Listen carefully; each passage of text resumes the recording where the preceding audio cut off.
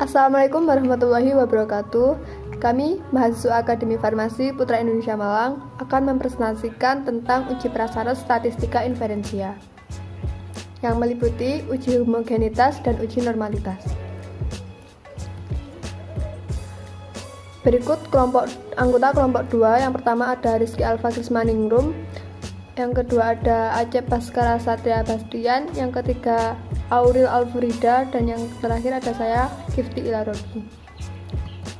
Konten dari pembahasan kali ini, yang pertama ada uji homogenitas, yang akan membahas tentang definisi uji homogenitas, uji Bartlett, dan uji F. Yang kedua ada uji normalitas, yang akan membahas tentang definisi uji normalitas, metode Chi-square, uji Lilliefors, Kalimogorov, Smirnov, dan uji Sapir-Whorf. Langsung saja pengertian dari statistika inferensial. Menurut Prahutama 2012, statistika inferensial atau induktif merupakan serangkaian teknik yang digunakan untuk mengkaji, menaksir, dan mengambil kesimpulan sebagai data atau data sampel yang dipilih secara acak dari seluruh data yang menjadi subjek kajian populasi. Sedangkan menurut Nuryadi DKK 2017, inferensia statistik adalah pengambilan kesimpulan tentang parameter-parameter suatu populasi berdasarkan data sampelnya. Inferensi statistik dapat dilakukan dengan estimasi parameter berupa titik dan interval ataupun uji hipotesis. Pengertian uji homogenitas. Menurut Nuryadi, uji homogenitas adalah suatu prosedur uji statistik untuk memperlihatkan bahwa dua atau lebih kelompok data sampel berasal dari populasi yang memiliki variansi yang sama. Sedangkan menurut Utsman dan Akbar 2011, tujuan dari uji homogenitas untuk menguji apakah kedua data tersebut homogen, yaitu dengan membandingkan kedua variansinya.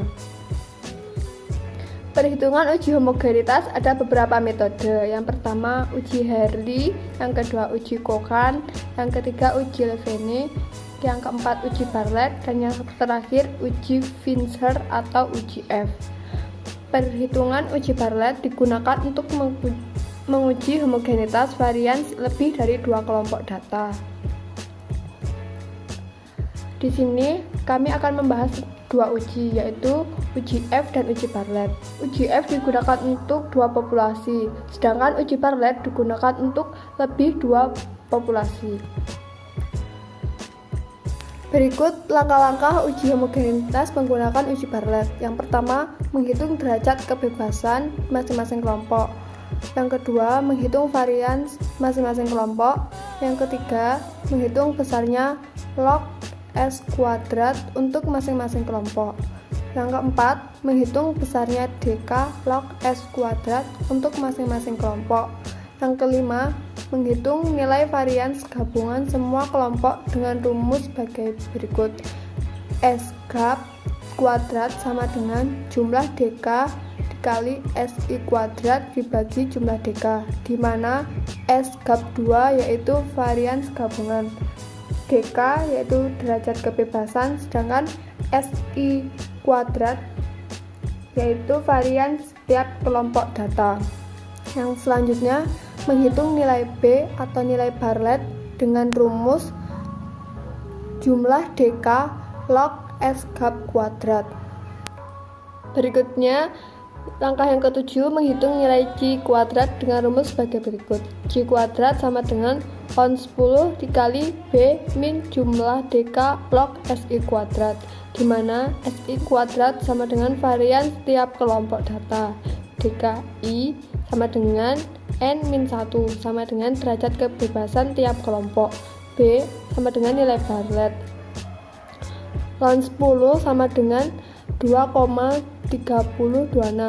Nilai tersebut sudah mutlak. Langkah yang selanjutnya, setelah nilai Chi kuadrat hitung diperoleh, maka nilai Chi kuadrat tersebut dibandingkan dengan Chi kuadrat tabel. Kriteria homogen ditentukan jika Chi kuadrat hitung lebih kecil Chi kuadrat tabel. Hipotesis pengujian H0. varians populasi pertama sama dengan varians populasi kedua sama dengan varians populasi ketiga sampai dengan varians populasi terakhir. HA paling sedikit salah satu tanda tidak sama. Kriteria pengujian jika X hitung kuadrat lebih kecil X tabel kuadrat, maka diterima HO. Berikut contoh soal uji Barrett. Diambil data pertumbuhan berat badan anak 4 jenis makanan. Data hasil pengamatannya sebagai berikut. Dengan variansi yang sudah ditentukan, S1 atau variansi populasi pertama sama dengan 29,3, variansi populasi kedua sama dengan 21,5, variansi populasi ketiga sama dengan 35,7, variansi populasi keempat sama dengan 20,7. Untuk penyelesaiannya, yang pertama hipotesis H0 variansi populasi pertama sama dengan variansi populasi kedua sama dengan variansi populasi ketiga sama dengan populasi variansi keempat. H1 variansi populasi pertama tidak sama dengan variansi populasi kedua tidak sama dengan variansi populasi ketiga tidak sama dengan variansi populasi keempat. Yang kedua, nilai alfa sama dengan level signifikansi sama dengan 5% sama dengan 0,05. Yang ketiga, untuk mempermudah perhitungan, satuan-satuan yang diperlukan uji Barrett lebih dahulu baik disusun dalam sebuah tabel sebagai berikut, seperti tabel yang ada di samping. Selanjutnya, menghitung variansi gabungan dengan rumus S gab kuadrat sama dengan jumlah DK dikali SI kuadrat dibagi jumlah DK. Lalu dimasukkan angkanya. S kuadrat sama dengan 4-nya ini 4 dikali 29,3, 4-nya nilai DK dan 29,3 itu nilai dari SI yang pertama tadi, SI variansi populasi pertama. Yang selanjutnya ditambah 4 nilai DK dikali nilai variansi kedua 21,5 ditambah 3-nya dari nilai DK dikali 35,7 variansi populasi ketiga ditambah 3 dikali 20,7 itu hasil dari variansi populasi keempat dibagi jumlah DK didapat nilai 26,6 sehingga log S kuadrat sama dengan log 26,6 sama dengan 1,4249 dan B sama dengan log S kuadrat dikali jumlah NI kurangi 1 sama dengan 1,4249 dikali 14 sama dengan 19,9486 sehingga C kuadrat sama dengan ln 10 dikali B min jumlah N min 1 log S kuadrat sama dengan 2,3026 dikali 19,9486 dikurangi 19,8033 didapat hasil 0,063. Kemudian langkah selanjutnya nilai tabel. Jika alfa sama dengan 5% dari tabel distribusi C kuadrat dengan DK3 didapat C kuadrat sama dengan 7,81. Berikut cara mencari nilai C dengan menggunakan tabel C. Dengan alfa 0,05 dan nilai DK 3. Jadi diperoleh hasil 7,815. Yang terakhir kita simpulkan dengan kesimpulan menggunakan rumus 0,063 lebih kecil dari 7,81 berarti H0 diterima dan H1 ditolak. Selanjutnya akan dilanjutkan oleh saudara Aska. Oke, terima kasih untuk saudara Kifty. Berikutnya saya akan menjelaskan tentang uji F untuk mengetahui homogenitas varians. Untuk yang di atas tadi kan sudah diketahui uji F adalah digunakan untuk dua populasi, yaitu ya sekarang hipotesis H0 sama dengan varians homogen, H1 sama dengan varians tidak homogen. Untuk rumusnya F sama dengan S1 kuadrat per S2 kuadrat. df1 sama dengan N1 dikurangi 1 dan df2 sama dengan N2 dikurangi 1. Untuk keterangannya, S1 sama dengan standar deviasi pada kelompok pertama, S2 sama dengan standar deviasi pada kelompok kedua, N1 sama dengan jumlah sampel pada kelompok pertama, N2 jumlah sampel pada kelompok kedua. Untuk kriteria uji, tolak H0 jika F hitung lebih dari F tabel. Berikut adalah contoh uji F. Tripang diidentifikasikan memiliki efek dalam meningkatkan respon imun, maka dilakukan sebuah penelitian dengan cara membandingkan respon imun terhadap hepar mencit yang telah terinfeksi E. coli. Dua kelompok mencit diberikan perlakuan tripang-tripang yang berbeda. Kelompok pertama mendapatkan ekstrak dari tripang Paraculadina australis atau TI1, sedangkan kelompok 2 ekstrak terapi Coleogyros quadrangularis atau T2. Masing-masing dengan 6 kali pengulangan. Bakteri Escherichia coli sebanyak 108 sel diinjeksikan pada hari ke-15 secara interperitoneal. Penentuan jumlah bakteri yang berimigrasi ke hepar dilakukan dengan metode TPC atau Total Breath Count pada media IMB setelah diinkubasi pada suhu 37 derajat Celcius selama 24 jam. Perhitungan luas urea radang dilakukan dengan menggunakan mikroskop yang telah dilengkapi graticulea pada lensa okulernya sebesar dengan pembesaran 40 x 10. Tentukan pengaruh tripang pada kedua kelompok pada tingkat kepercayaan 5% dengan hasil pengamatan sebagai berikut. Berikut adalah penyajian data dari contoh di atas. Untuk pengulangannya itu sebanyak 6 kali. Jadi dibagi dua tadi. Yang pertama itu kelompok Paraculadina australis dan yang kedua Coleogyros quadrangularis. Gimana caranya? Yang pertama kita itu harus mencari rata-rata TI1 dan TI2. Terus kita mencari standar deviasi TI1 dan TI2. Ini untuk penyelesaian dari kelompok Paraculadina australis. Yang pertama hipotesis H0 varians antar kelompok sama, H1 varians antar kelompok berbeda. Yang kedua taraf signifikan alfa sama dengan 5%. Yang keempat ini rumusnya yang tadi, F sama dengan S1 kuadrat per S2 kuadrat. S itu apa? Standar deviasi. Didapatkan standar deviasi pertama 581,9. Yang kedua standar deviasi yang kedua 150,5. Nah itu dikuadratkan dan mendapatkan hasil 14,94. Jadi F hitungnya adalah 14,94. Untuk taraf uji statistik uji F untuk dua populasi, F sama dengan S1 kuadrat per S2 kuadrat. Untuk DF-nya, ini DF termasuk rumus, DF1 sama dengan N1 kurangi 1 dan DF2 N2 dikurangi 1. DF itu apa? DF itu derajat kebebasan atau degree of freedom. Jadi kita masukkan N1 itu jumlah populasi, yaitu terdapat 6 kurangi 1 sama dengan 5, dan DF yang kedua N2 kurangi 1, yaitu 6 kurangi 1 sama dengan 5. Selanjutnya tabel F.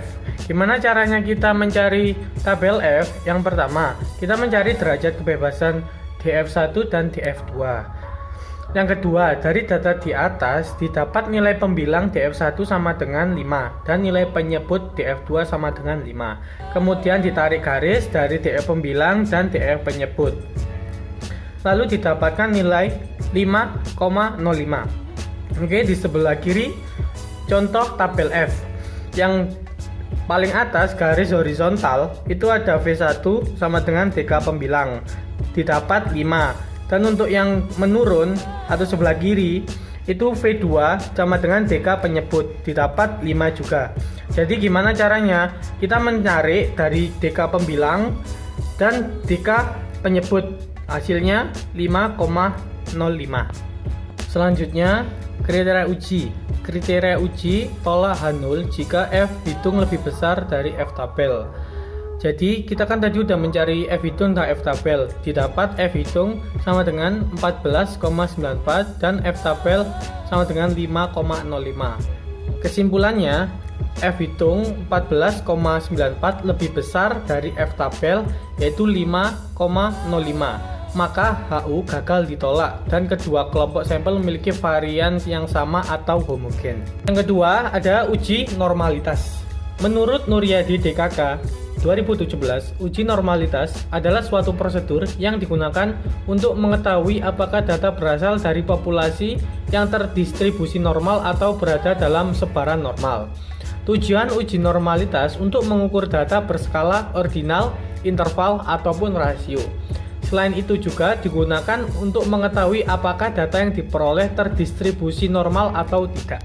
Berikut ada beberapa cara yang dapat dilakukan dalam analisis normalitas data, yaitu yang pertama Lilliefors, yang kedua Kolmogorov, Smirnov, yang ketiga chi-square, dan sebagainya. Setelah itu akan dilanjutkan oleh saudara Gigi. Untuk uji normalitas, yang pertama kita menggunakan metode chi-square atau X-2, menggunakan pendekatan penjumlahan penyimpangan data observasi tiap kelas dengan nilai yang diharapkan. Kemudian persyaratan metode chi-square atau uji goodness of fit distribusi normal, yaitu yang pertama, data tersusun berkelompok atau dikelompokkan dalam tabel distribusi frekuensi. Yang kedua, cocok untuk data dengan banyak angka besar n lebih dari 30. Kemudian yang ketiga, setiap sel harus terisi, yang kurang dari 5 digabungkan. Kemudian di sini ada rumus dari metode chi-square, yaitu X-2 sama dengan jumlah dalam kurung OI dikurangi EI tutup kurung dibagi EI. Kemudian di sini ada keterangan, yaitu X-2 sama dengan nilai X-2, OI nilai observasi, EI nilai expected atau harapan, luasan interval kelas berdasarkan tabel normal dikalikan N atau total frekuensi atau Pi kali N. Kemudian N yaitu sama dengan banyaknya angka pada data atau total frekuensi. Berikut contoh dari metode chi-square. Suatu survei dilakukan untuk melihat apakah perbedaan proporsi hipertensi antara penduduk kota dengan desa. Wilayah kota yang terpilih adalah Jakarta Pusat dan Kabupaten Cianjur. Sebanyak 410 penduduk Jakarta Pusat dipilih dengan random, ada 62 orang atau 15,1% yang hipertensi. Sedangkan dari 414 penduduk Cianjur dipilih secara random, ada 46 orang atau 11,1% yang hipertensi. Buktikan secara statistik apakah ada perbedaan proporsi hipertensi antara penduduk Jakarta Pusat dengan Cianjur pada alfa sama dengan 5%. Penyelesaian 1. Hipotesis H0 sama dengan tidak ada perbedaan proporsi hipertensi antara penduduk Jakarta dengan Cianjur. H1 sama dengan ada perbedaan proporsi hipertensi antara penduduk Jakarta dengan Cianjur. 2. Taruh signifikan alfa sama dengan 5%. Berikut datanya. Ketiga, yaitu tentukan nilai observasi atau O dan ekspektasi atau E. X-2 sama dengan Z, buka kurung O, kurangi E, tutup kurung pangkat 2 per E. E sama dengan total baris kali total kolom per grand total. O1 sama dengan 62. E1 sama dengan 410 kali 108 dibagi 824 sama dengan 53,37. 62 didapat dari warga yang terkena hipertensi di daerah Jakarta. 410 didapat dari jumlah orang yang terkena hipertensi dan tidak hipertensi di daerah Jakarta. 108 didapat dari jumlah orang yang terkena hipertensi dari kota Jakarta sama Cianjur. 824 didapat dari jumlah warga kota Jakarta sama Cianjur. 4 yaitu menentukan chi-square atau X-2. Data yang sudah dihitung tadi dimasukkan dalam tabel tersebut. Untuk menentukan chi-square kita menggunakan rumus dalam kurung O atau observasi dikurangi E atau ekspektasi tutup kurung pangkat 2 dibagi E atau ekspektasi. Hasilnya sebagai berikut. Hasil tersebut kita jumlahkan dengan hasil X pangkat 2, yaitu hasilnya 2,91. Jadi nilai X pangkat 2 yang dihitung adalah 2,91. Kelima, menentukan DF. Tabel 2 kali 2, maka DF sama dengan 2 dikurangi 1 dikali 2 dikurangi 1. Alfa sama dengan 0,05. Jadi dari tabel di samping pada DF1 dan alfa sama dengan 0,05 diperoleh nilai tabel 3,841. Yang keenam yaitu keputusan statistik. Bila nilai hitung lebih kecil dari nilai tabel, maka H0 gagal ditolak. Sebaliknya, bila nilai hitung lebih besar atau sama dengan nilai tabel, H0 ditolak. Tabel hitung sama dengan 2,91. Nilai tabel sama dengan 3,841. Dari perhitungan di atas menunjukkan bahwa X pangkat 2 hitung kurang dari X pangkat 2 tabel, sehingga H0 gagal ditolak. Kemudian yang ketujuh yaitu kesimpulan. Kesimpulannya, tidak ada perbedaan yang bermakna proporsi hipertensi antara penduduk kota dan desa. Dua yaitu uji Lilliefors. Menggunakan data dasar yang belum diolah dalam tabel distribusi frekuensi. Data ditransformasi dalam nilai Z untuk dapat dihitung luasan kurva normal sebagai probabilitas kumulatif normal. Probabilitas dicari bedanya dengan probabilitas kumulatif empiris Savitri 2020. Persyaratan yang pertama yaitu data berskala interval atau rasio atau kuantitatif. Yang kedua yaitu data tunggal atau belum dikelompokkan pada tabel distribusi frekuensi. Yang ketiga yaitu dapat untuk N besar maupun N kecil. Rumus Lilliefors yaitu sebagai berikut.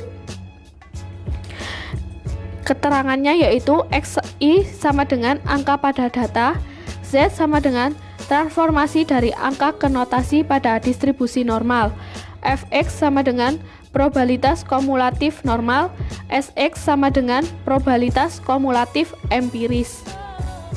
Tersebut contoh dari uji Lilliefors.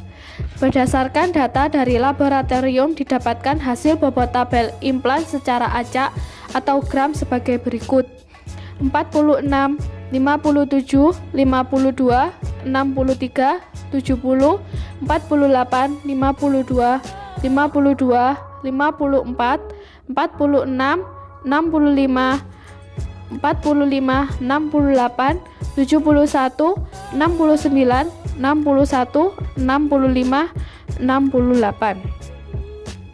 Selidikilah dengan alfa sama dengan 5%. Apakah data tersebut diambil dari populasi yang berdistribusi normal? Penyelesaiannya, yang pertama, hipotesis. H0 sama dengan populasi nilai ujian statistik berdistribusi normal. H1 sama dengan populasi nilai ujian statistik tidak berdistribusi normal. Yang kedua, nilai alfa. Nilai alfa sama dengan level signifikasi sama dengan 5% sama dengan 0,05. Yang ketiga, statistik penguji. Berikut tabelnya. Nilai Fx dikurangi Xx. Tertinggi sebagai angka penguji normalitas yaitu 0,1469. Untuk mencari nilai Fx sama Sx yaitu untuk Sx yaitu caranya jumlah frekuensi dari data terkecil atau jumlah sampel. Untuk yang Fx caranya yang pertama kita butuhkan tabel normal standar untuk mengetahui nilai Z. Yang kedua kita cocokkan tabel kenormalan dengan nilai Z. Yang ketiga sehingga kita dapat nilai Fx dari data terkecil hingga terbesar.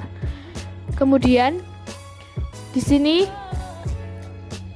ada derajat bebas yaitu tidak diperlukan, DF tidak diperlukan. Kemudian yang kelima ada nilai tabel, nilai kuantil penguji Lilliefors alfa sama dengan 0,05, N sama dengan 18 yaitu 0,2000. Tabel Lilliefors pada lampiran.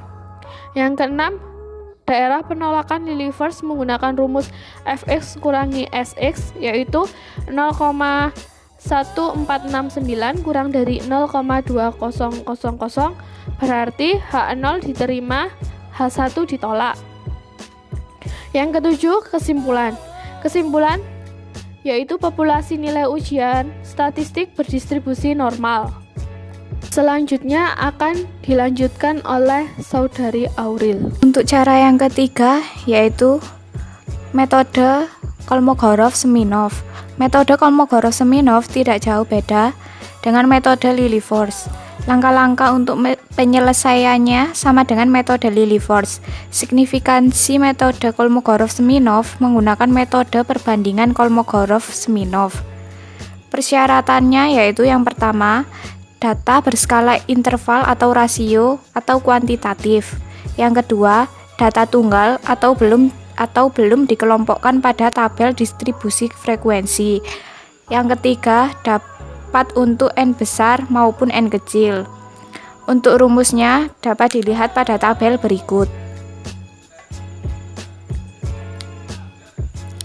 Keterangannya yaitu yang pertama XI merupakan angka pada data. Yang kedua Z transformasi dari angka ke notasi pada distribusi normal. Untuk FT yaitu probabilitas kumulatif normal, sedangkan Fs probabilitas kumulatif empiris.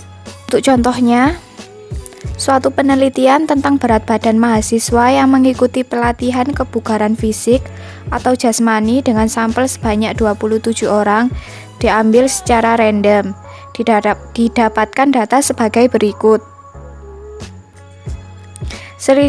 Selidikilah dengan alfa 5%, apakah data tersebut di atas diambil dari populasi yang berdistribusi normal. Untuk penyelesaiannya, yang pertama hipotesis. H0, populasi nilai ujian statistik berdistribusi normal. H1, populasi nilai ujian statistik tidak berdistribusi normal.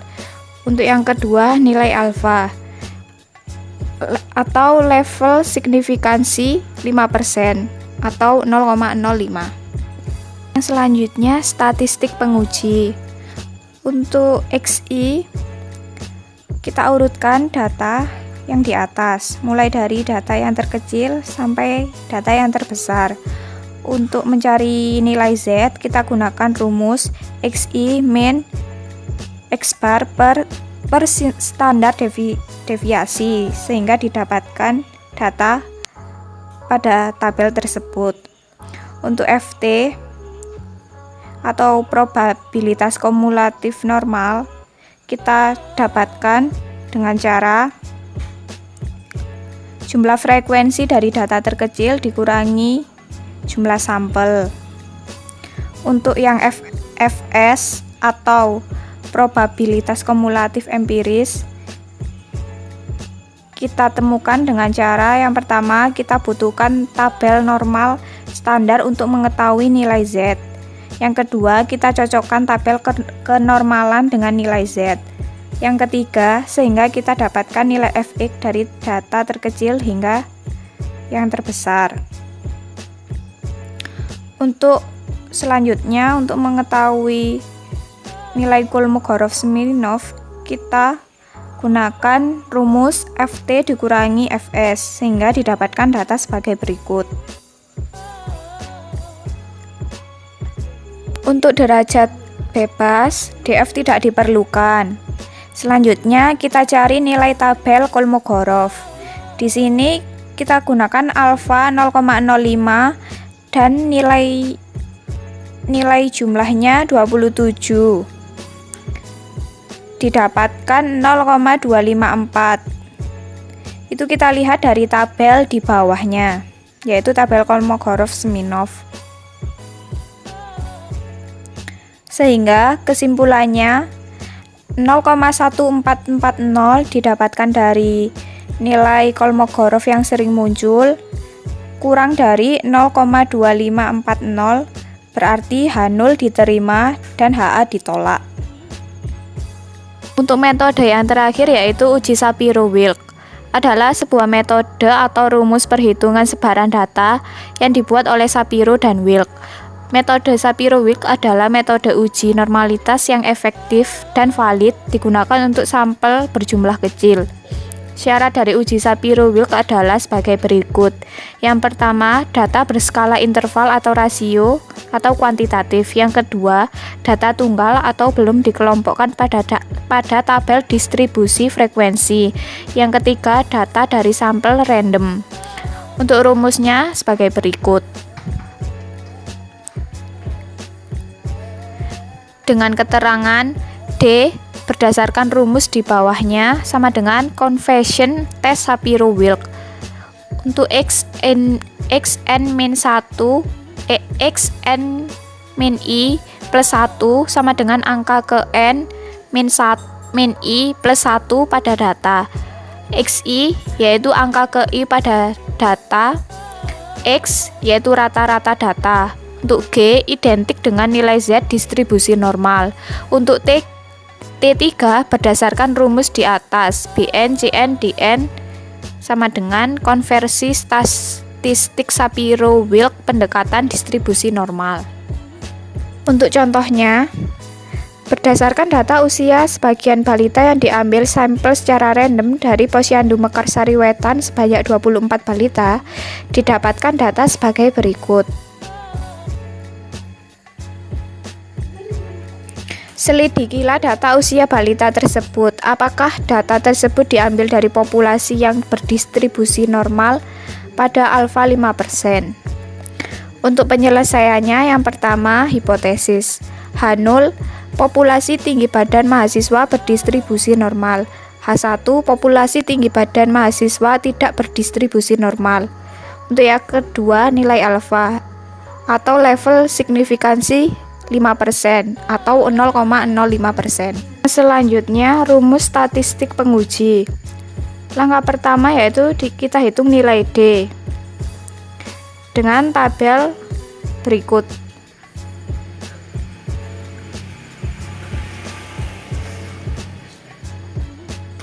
Selanjutnya, kita hitung nilai T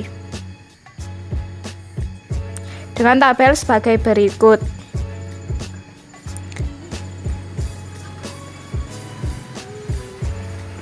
Sehingga hasil yang didapat yaitu 0,9391. Untuk selanjutnya, derajat bebas dB sama dengan N.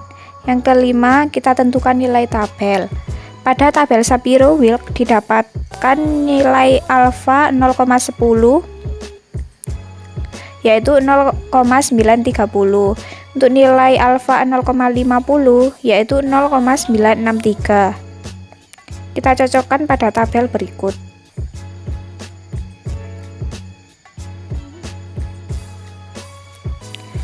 Untuk selanjutnya, daerah penolakan. Nilai T3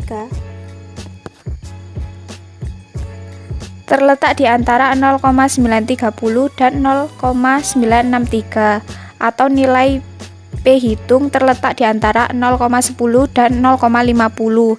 Yang di atas nilai alfa 0,05 berarti H0 diterima dan HA ditolak. Kesimpulannya, sampel diambil dari populasi normal pada alfa 0,05. Cara lain setelah nilai T3 diketahui dapat menggunakan rumus G yaitu sebagai berikut. Hasil nilai G merupakan nilai Z pada distribusi normal. Yang selanjutnya dicari nilai proporsi atau P, luasan pada tabel distribusi normal atau pada lampiran. Berdasarkan nilai G sama dengan min 1,2617, maka nilai proporsi luasan yaitu 0,1038. Nilai P tersebut di atas nilai A alfa 0,05 berarti H0 diterima, HA ditolak.